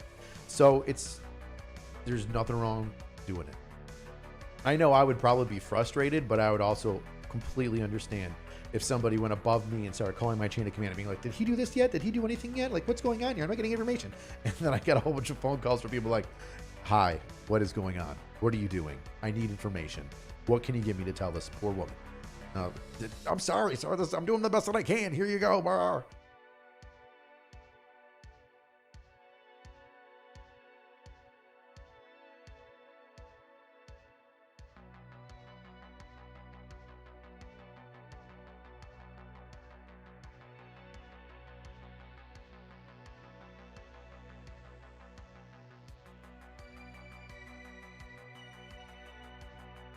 All right, gang. On that note, on that very serious, I mean, it's not a case study, but it's kind of a case study. I think we're going to end it here. I see you all going ham in the comments. Ken is crushing it, trying to answer everybody about the incident that she's been involved with as the mod. Right here. Who talked to those individuals. Ken, you're doing God's work. think I called you Kim a whole bunch. My bad. But we're going to end it there. If you want to see more of in-depth military/police content, give it a thumbs up. Share it with your friends. If people have heard about this, but they want to know what's going on and why it's so difficult, tell them to watch this and skip to an hour in. And I do my in-depth breakdown. Like I said, if you like breakdowns like this, put a like on it, write a comment. If you hate, put a thumbs down. Tell me why it sucked. And if you want me to talk about some things, feel free. Hit me up in the DMs on Instagram or send a tweet my way.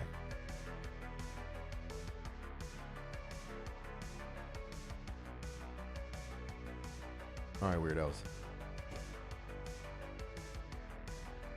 See you next time.